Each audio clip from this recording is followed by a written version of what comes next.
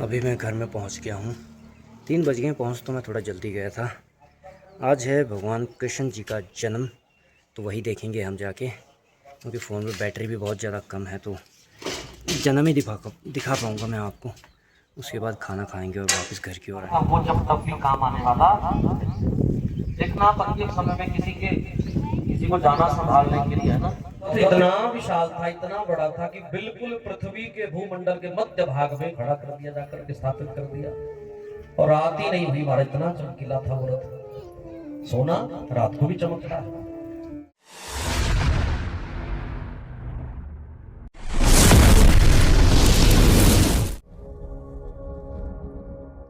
और महाराज अंधेरा ही नहीं हुआ। अब महाराज मनु दादा फिर आए समझाने, बेटा ऐसा व्रत क्यों करते हो कि रात ही खत्म कर दी। बोले नहीं नहीं दादाजी, संसार के प्राणियों को देखो, 100 साल की उम्र मिली है, 50 साल तो सोने में चले जाते हैं रात्रि, है ना। किसी किसी की रात्रि तो 15 घंटे की भी होती है। बोले गोविंद भगवान, सोते ही रहते हैं। कुछ की रात होती नहीं है। आजकल शिफ्टों की ड्यूटी है हमारा। ऐसे प्रिय व्रत आए कंपनी वाले, नाइट में भी काम करो, चलो। ये सब प्रिय व्रत के चेले हैं। रात्रि में भी महाराज काम चल रहा है। दादाजी आए समझाने, बेटा ये क्या कर दिया। अच्छी बात है, व्रत करो, तपस्या करो, भगवान का भजन करो, पर तुमने तो जीने की व्यवस्था ही खराब कर दी। भगवान ने रात बड़ी सोच समझ के बनाई है। तुमने केवल अपना ही इंसानों का ही देखा, इस प्रकृति का भी कुछ देखा भला बुरा। ये प्रकृति भी विश्राम करना चाहती है। इंसान सारा दिन कर्म करता है, रात्रि में विश्राम करना चाहता है, तभी जाकर के तो सुबह आंखें खुलेगी। आपको सत्य कहूं महाराज, जो नाइट ड्यूटी करते हैं ना, जितने भी कंपनी वाले, इनके दिमाग पर भूत सवार होता है। तो कुछ छेड़ना नहीं, सारी बला घर वालों पे उतरती है। बोले गोविंद भगवान। हम लोग भी कई बार जाकर करने जाते हैं रात्रि में, कभी कभी चले जाते हैं। वो रात्रि की, एक रात्रि की नींद 10 दिन पूरी नहीं होती महाराज, ये पक्की बात है। रात्रि में आप 3 घंटा भी सो गए तो नींद पूरी। और रात्रि की नींद दिन में कभी पूरी होने वाली नहीं, भले ही 12 घंटे सो। हो रही जागो, हुआ अब सवेरा, सारी रजनी तो सो ही चुके हो रही जागो, हुआ अब सवेरा, सारी रजनी तो सो ही चुके हो अपने जीवन की अनमोल श्वासा, अपने जीवन की अनमोल श्वासा, व्यर्थ विषयों में खो ही चुके हो। अपने जीवन की अनमोल श्वासा, व्यर्थ विषयों में खो ही चुके हो रही जागो, हुआ अब सवेरा, सारी रजनी तो सो ही चुके हो। इसलिए आशीर्वाद लेकर के चलते। द्वार पर आए तो महाराज अजामिल आ गया डंडा लेकर के। तो वैश्या कह रही है, पत्नी महाराज इनसे बच के रहना, एक नंबर के डाकू हो। बोले बेटा भले ही डाकू हो, लेकिन इसके घर का अन्न खाया है, इसलिए इसका कल्याण करके जाएंगे। बोले महाराज कुछ ऐसा आशीर्वाद दो, ऐसा आशीर्वाद दो कि मेरा परिवार सुधर जाए, संभल जाए। बोले पहले दक्षिणा देनी पड़ेगी, क्योंकि भोजन पाया है ना। अजामिल बोले दक्षिणा और दो, डंडा है मेरे पास, थोड़ी बहुत रोटी खाई तो ठीक है, डंडा देना मैंने, दक्षिणा तो मेरे पास नहीं है। संत महाराज हंस रहे हैं। बोले भाई वो धन वाली दक्षिणा नहीं चाहिए। बोले आप ही बताओ क्या दक्षिणा चाहिए। बोले कालांतर में तुम्हें एक पुत्र होगा, उसका नाम क्या रखना। बोले नारायण। क्या नाम रखना। आप भी बोलो, रोटे वाले, प्रोली वाले, सारे बोलो नारायण। और महाराज इतनी सी दान दक्षिणा। बोले संतों की यही दक्षिणा है, संत वहां से चले गए। और कुछ सालों बाद उनको एक सुंदर पुत्र पैदा हुआ, नाम रखा नारायण। क्या नाम रखा। नारायण। ये पाठ चल रहा है आपका, आपके मुखमंडल से भी नाम जप हो रहा है, नाम की महिमा की कथा। और एक दिन समय आया कि जब अजामिल के मरने का समय आया, अंतिम स्थिति आई, तो बोले यम के दूत आ गए। अजामिल डरे तो किसको याद किया? अजी थोड़ी थोड़ी कथा तुम भी सुनाया करो महाराज। नारायण। अब महाराज सबसे छोटा बेटा है नारायण, बड़ा प्यारा होता है, इसलिए जैसे डर लगा पिताजी को, बोले बेटा नारायण, बोले बेटा बाद में आया, ऊपर ला नारायण पहले आया। नारायण आए अपने दूतों के साथ महाराज, और अजामिल को बोले उन यम के दूतों से मुक्त करवाया है। ये है नाम जप की महिमा। और भगवान ने प्रकट होकर के कहा कि तुम्हें एक और जीवन देता हूं, बिन मांगे मोती मिले, मांगे मिले ना भी। उस अजामिल को बोले मांगता रहा, चोरी ठगी करता रहा, कुछ हो नहीं मिला, लेकिन एक नाम जपने से भगवान ने नया जीवन दे दिया। बोले गोविंद भगवान। ऐसा ही करते हैं, जिसको शक्ति मिल जाती है वो सब पर रोब जमाता है। बोले आनंद कंद भगवान की जय। हिरण्यकशिपु खुशी खुशी घर आए, अपने बच्चे को जैसे गोद में लिया बड़े प्रसन्न हो गए। बच्चा बड़ा प्यारा, पुत्र बड़ा प्यारा। अपने राक्षसीय गुरुकुल में बच्चों को छोड़ दिया। षंड और अमर्क गुरु हैं महाराज प्रहलाद के। कौन? षंड और अमर्क, दो गुरु, दोनों भाई हैं। अब गुरुकुली विद्या कैसी है? हिरण्यकशिपु ने कहा, बोले ग से गणेश नहीं पढ़ाना, ग से गधा पढ़ाओ, है ना। हमारे को भी यही पढ़ाया गया महाराज। कहीं गणेश पढ़ा होता वर्णमाला में, गुरुजी ने वही पढ़ाया, तो लगा था सर्व शिक्षा अभियान है, पहले बढ़िया था, फिर पर जैसे ही 96 के बाद प्रारंभ हुआ तो क्या हो गया? ग से गधा हो गया। बोले गोविंद भगवान।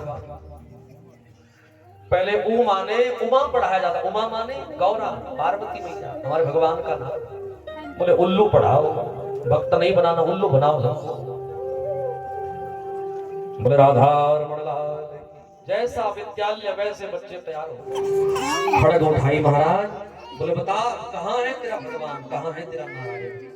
बोले पिताजी कहाँ नहीं है, वो तो आपके अंतःकरण में भी है। देखो ये होती है राक्षसीय बुद्धि, खुद को ही काट लेता है।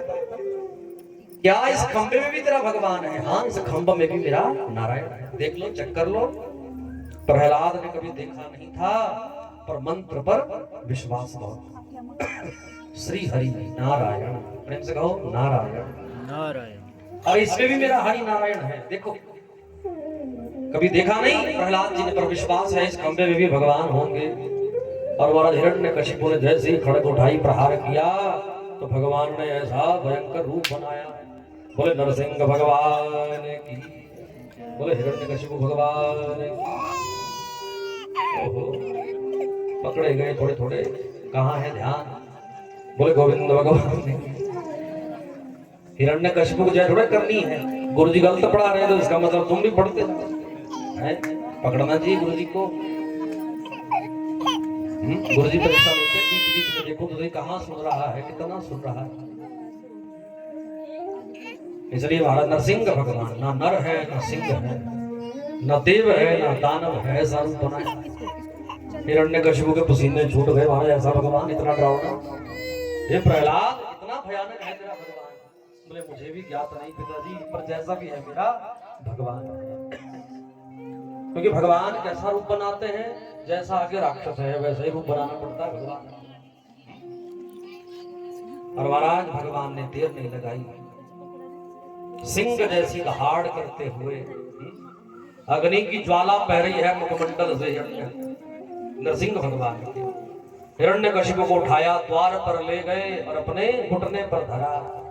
बोले मांगो बेटा, क्या क्या मांगा है, कौन कौन सा वरदान मांगा है? कहा नहीं मरूं? बोले ना जल में मरूं, ना थल में मरूं, ना धरती पे ना आकाश में। बोले तू कहाँ है?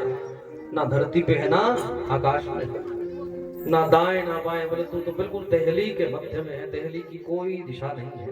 घर की देहली जो होती है कोई दिशा नहीं है, वो सबसे अलग स्थान है देहली का। बोले ब्रह्मा की बनाई सृष्टि में किसी से ना बनूं मरूं। बोले ब्रह्मा मेरा बाप नहीं, मैं ब्रह्मा का बाप हूं, ब्रह्मा को मैं बनाता हूं। मांगने वाला भले इतना मर्जी चालाक हो, थोड़ी सी कमी भूल तो छूट ही जाती है। ना अस्त्र से ना शस्त्र से, बोले तेरे लिए इतने बड़े बड़े नाखून लगाने पड़े, और देर नहीं लगाई। बोले ना दिन ना रात, बोले ना अभी दिन है न रात है। बोले इस समय संध्या काल का समय हो रहा है, न दिन है न रात है। सूर्य अस्ताचल की ओर है, चंद्रमा आए नहीं, रात हुई नहीं, दिन है नहीं। और महाराज नखों से हिरण्यकशिपु का हृदय विदीर्ण कर दिया महाराज। भगवान जब देने पे आते हैं तो ढेरों के ढेर देते हैं, और जब लेने पे आते हैं तो चमड़ी भी उधेड़ देते हैं। बोले हिरण्यकशिपु की आंतों को पेट से निकाला और माला बना करके गले में पहन लिया। बोले गोविंद भगवान, ये होता है फिर कोई सहारा नहीं मिलता। सुनना चाहिए भाई, अपने पितरों को शांति मिलती है जो नारायण के वंश का वर्णन सुनता है। सबसे पहले मेरे नारायण हुए, नारायण से ब्रह्मा, ब्रह्मा से मरीचि, मरीचि से कश्यप जी, कश्यप जी यही जिनके वामन भगवान पुत्र बन करके आए। और इन्हीं के आगे चल करके सूर्य, सूर्य भगवान के पुत्र हुए मनु, मनु के नभग, नभग के नाभाग। और इनके आगे बेटा हुए अम्बरीश। बोले गोविंद भगवान की। इन अम्बरीश जी ने भगवान नारायण की इतनी भक्ति की, इतनी भक्ति की, ये नित्य एकादशी व्रत किया करते थे। और आज भी क्या है, आपको एकादशी की हार्दिक शुभकामनाएं। एकादशी के दिन क्या नहीं करना चाहिए? बोले अन्न नहीं खाना चाहिए। लेकिन हमें इतना पता है कि बस चावल नहीं खाने, बाकी आड़ पचाड़ जो मर्जी खाओ। लेकिन सही व्रत क्या है? उस दिन एकादशी ने अन्न को शाप दिया। बोले जो एकादशी के दिन अन्न खाएगा बोले पाप का भागी बनेगा। पर पंडित जी रह नहीं सकते, हम कैसे करें, इसलिए चावल का ही व्रत रखते हम तो। पर यहाँ कहा गया है अन्न का व्रत रखना है, अन्न में शाप है। पर चलो आप नहीं रह सकते तो क्या करो? बोले तुम ही निवेदित भोजन कर ही, बोले भगवान को भोग लगाओ, इसलिए थोड़ा खाओ, यहाँ पेट भर ले, कहीं ज्यादा ही। भोजनम तू वरम मन ले, भोजन उतना खाओ कि हम चल पाए, ये नहीं कि सो गए खा पी के, फिर शरीर का नाश ही नाश होने वाला है। इन अम्बरीश जी ने एकादशी की महत्ता को बताया है। एक समय की बात है कि इन्होंने निर्जला एकादशी का व्रत किया, अभी आएगा आगे निर्जला एकादशी, है ना। तो बोले जैसे ही व्रत किया तो उस दिन एकादशी तिथि क्षय हो रही थी बहुत कम समय में, और आगे फिर महाराज एकादशी का क्षय तो द्वादशी का क्षय हो रहा था। और व्रत कब करना चाहिए? हम गृहस्थियों को, जो गृहस्थी हैं, जो दंपति परिवार में रहते हैं, उनको द्वादशी विद्या एकादशी का व्रत करना चाहिए। भागवत कह रही है, माने यदि प्रातः काल एकादशी लेट भी लग रही है, मान लो दिन में लग रही है, उस दिन व्रत नहीं होगा। यदि अगले दिन 12 बजे तक एकादशी है, जैसे आज 1:30 बजे तक एकादशी थी, तो व्रत आज ही होगा। पिछले दिन कब लग गई? दोपहर में ही लग गई। हमें पिछले दिन का व्रत नहीं करना। शास्त्र कह रहा है हम गृहस्थियों को जिसमें द्वादशी लग रही हो वही एकादशी का व्रत करना चाहिए। राधे राधे। अब कृष्ण की कथा सुननी है, थोड़े से जोश आ जाए हमें, है ना। आज भंडारे में क्या बना है? पूड़े, है ना। इसलिए पूड़ों में भी उतना ही रस होगा जितना कथा में होगा। पूड़े बने कि जलेबी बनी? जलेबी। हाँ, मतलब रस भरी है ना, ये सबको पता है। पूड़े नहीं बने, प्याज की जलेबी बनी आती है। इसलिए जलेबी में जितना रस है उतना ही रस हमारी कथा में भी हो। बोले गोविंद भगवान। आनंद की बात है, आप तो घर जैसे हैं, लोकली, इसलिए आपसे हास परिहास थोड़ा बहुत हो जाता है। भगवान राम कौन से वंश में आए? सूर्य वंश में। और मेरे कृष्ण कन्हैया चंद्र वंश में आए, क्योंकि जब राम ने दिन के दोपहर 12 बजे जन्म लिया था ना, तो चंद्रमा ने मुंह सुझा लिया अपना। वो दिन में जन्म ले लिया आपने, मेरे दर्शन किया ही नहीं आपको। तो चंद्रमा को कहा नाराज नहीं होना, जब कृष्ण अवतार में आऊंगा तो ठीक रात्रि के 12 बजे आऊंगा, इसलिए तो खूब दर्शन करना। इसलिए सारे गिले शिकवे दूर कर दिए महाराज चंद्रमा के। इसलिए भगवान आधी रात्रि के 12 बजे पैदा हुए हैं। बोले कृष्ण कन्हैया लाल की। परीक्षित जी में बड़ा जोश आ गया कि आज तो मैं अपने भगवान श्री कृष्ण की कथा सुनूंगा, जिनके लिए पिछले 4 दिनों से भूखा प्यासा बैठा। परीक्षित ने 4 दिन में आसन भी नहीं बदला, पानी की एक बूंद तक नहीं पी, पाना खाना तो दूर की बात। सुखदेव जी कहते हैं परीक्षित थोड़ा सा आराम कर ले, थोड़ा चाय पानी कर ले। जाया नीचे स्कूल के बाद जलेबी बनी है, जलेबी खाया। परीक्षित जी ने कहा मैं नहीं खानी जलेबी, मैं तो भगवान की कथा पहले सुनूंगा फिर खाऊंगा, तभी खाऊंगा, ऐसे नहीं खाऊंगा। धन्य हो परीक्षित, धन्य हो सुखदेव जी। इसलिए कृष्ण की कथा का वर्णन करने लगे कि महाराज चंद्रवंश में नारायण से ब्रह्मा, ब्रह्मा के अत्रि, अत्रि के पुत्र चंद्रमा, चंद्रमा से ही मेरे कृष्ण का वंश चला है। इन्हीं के वंश में चल करके आगे हुए महाराज सूरसेन, सूरसेन के बेटा हुए वसुदेव। बोले ये वसुदेव बड़े धर्मात्मा। और इसी राज्य में बोले एक राजा रहता है उग्रसेन। क्या नाम है? मथुरा का राजा है उग्रसेन। इन उग्रसेन महाराज के एक बेटा पैदा हुआ, नाम है कंस। बोले कंस महाराज सबकी जय भाई। क्या करें, गुरु जी बड़े टेढ़े हैं। बोले गोविंद भगवान की। क्या करें, फूलों फूलों में निकल जाते हैं। वृंदावन से मथुरा निकल गए, ब्रेक ही नहीं लगी।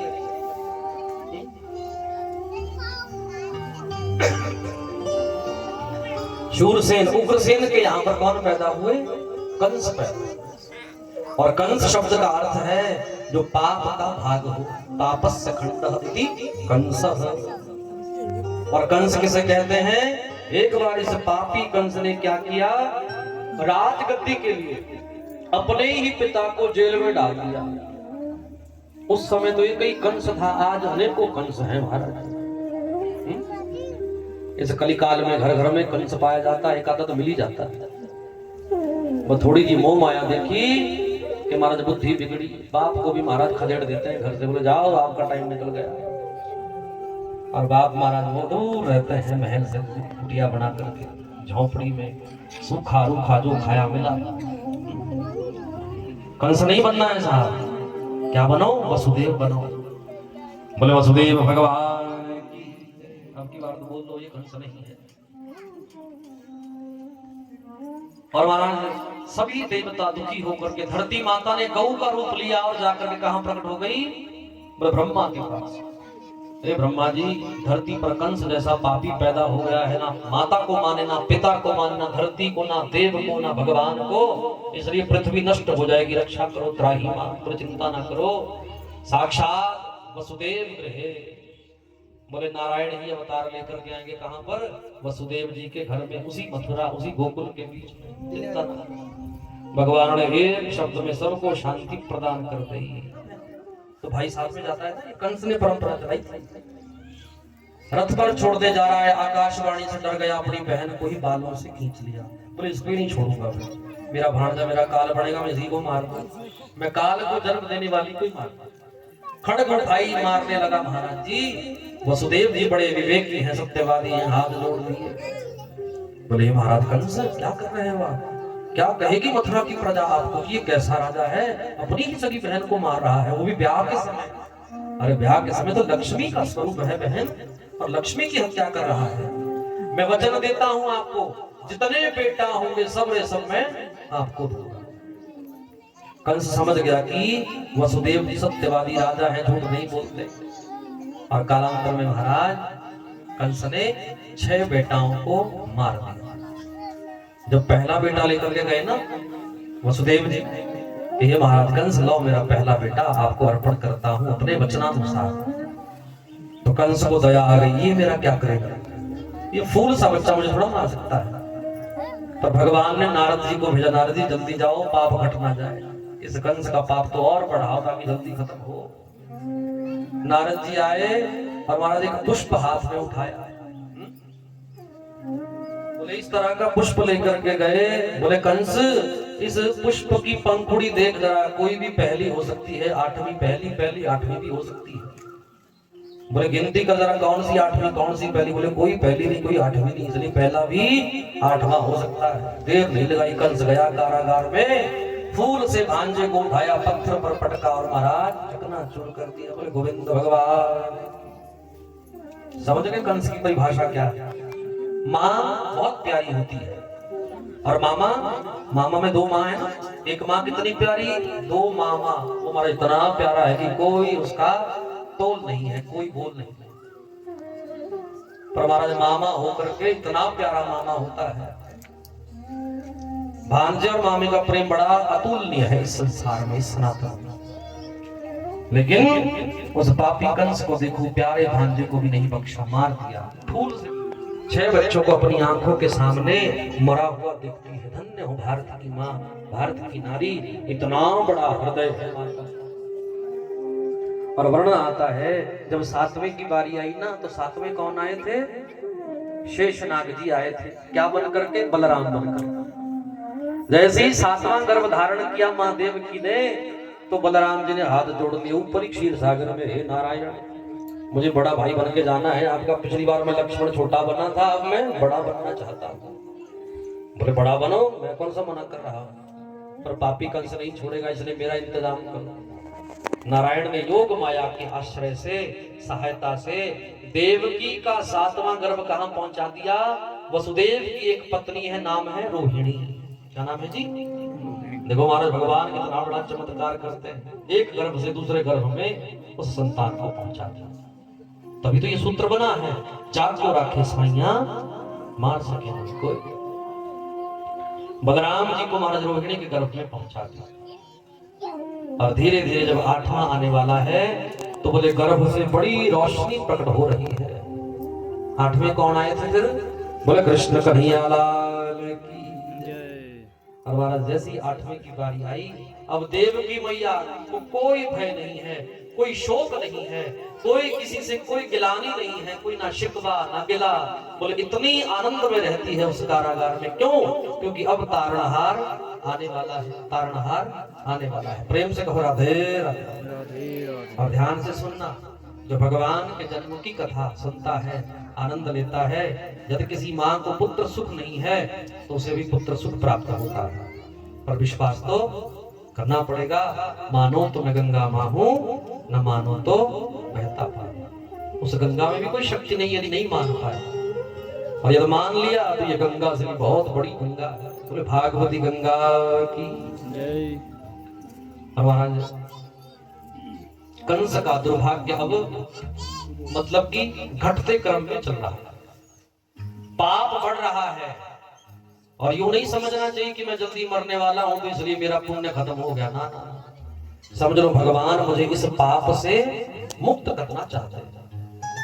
कंस ने जिस दिन से 8वें के विषय में सुना है कि 8वां गर्भ तैयार है, बोले कृष्ण पैदा होने वाला है, बोले अर्धरात्रि में सपने में कृष्ण ही दिखाई देता है।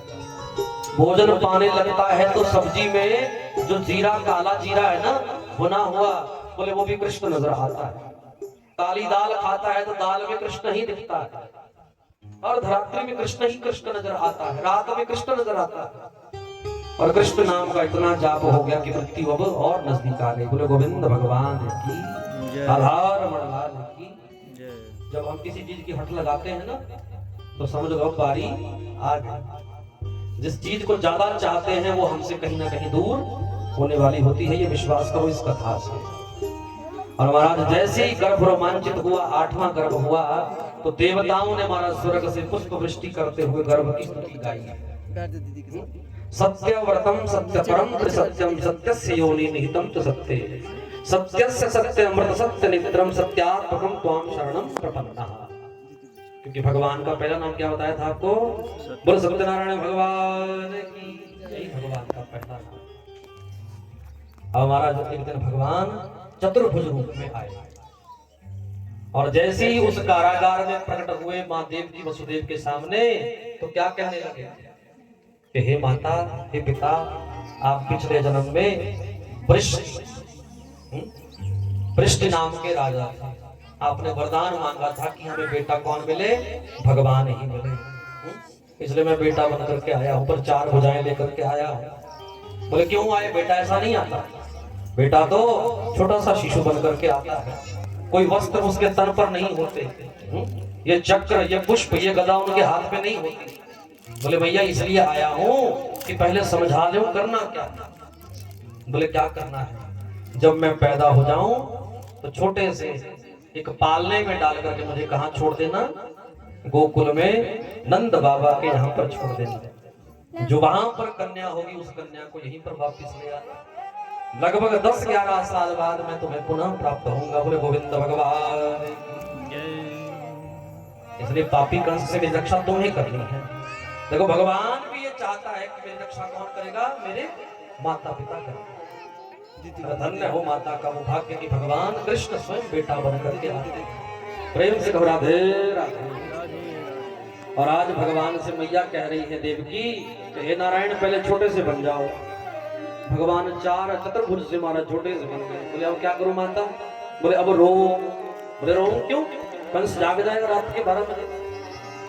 बोले नहीं, रोना तो पड़ेगा, क्योंकि बच्चा कोई भी ऐसा पैदा नहीं हुआ जो जन्म लेते ही रोता ना।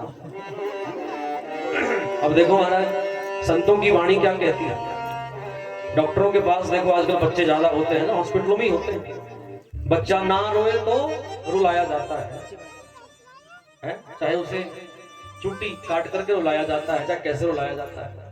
डॉक्टरों को क्या लगता है, रो नहीं रहा है इसका मतलब कोई कमी है इसमें, कहीं गूंगा ना हो, बहरा ना हो। बोले कबीरा जब हम पैदा हुए हैं, जग हंसे हम रोए। होता है ना, बच्चा रोता है, रोना चाहिए, रुलाना चाहिए। बोले रो तुम भी, ये संसार की रीत है। क्या समर्थ है माता के शब्दों में कि कृष्ण कन्हैया को भी रोने पर मजबूर कर दिया। और भगवान इसलिए रोए क्योंकि ये एक ही दिन होता है। हम जन्मदिन क्यों मनाते हैं बताओ? केक काटने के लिए ना, जन्मदिन मनाया जाता है माँ के लिए, माँ के प्रेम के लिए। क्योंकि माँ केवल उस दिन एक ही बार हंसी, एक ही दिन है माँ के पास हंसने के लिए, जिस दिन बच्चा रोता है। कब? जब पैदा होगा। उसके बाद जब जब बच्चा रोएगा माँ कभी हंसेगी नहीं, माँ तो और ज्यादा रोएगी। इसलिए जन्मदिन मनाया जाता है। बोले गोविंद भगवान, ये सत्य है। अब तो हमारा कहीं और ही हड़ रहे हैं, और ही जा रहे हैं। अरे माँ ने जीवन में सर्वस्व दिया, इसलिए हम भी कुछ ना कुछ अपनी माँ को देना सीखें। प्रेम मांगती है। और महाराज माँ ने छोटे से कन्हैया को रोने लगा दिया। बोले ये पीताम्बर और उतारो, कोई बच्चा वस्त्र डाल करके नहीं आता। खाली आए थे, खाली जाएंगे। पीताम्बर और उतरा दिया महाराज जी। और माता ने महाराज जैसे ही कन्हैया छोटे से रूप में रोने लगे, किलकारियां भरने लगे, माँ ने एक कोने में जाकर के स्तनपान कराया है, दूध पिलाया है पहला अपने बच्चे को। और वसुदेव जी कहीं से टूटी फूटी टोकरी लेकर के आए, घास पत्ते फूस भरा, फटी पुरानी में धोती थी महाराज, उसी में ही कन्हैया को लपेट करके उसमें डाल दिया। और जैसे ही अर्धरात्रि के 12 बजे कन्हैया को सिर पर उठाया, खुल गए सारे ताले। वहां क्या बात हो गई, जब से जन्मे कन्हैया करा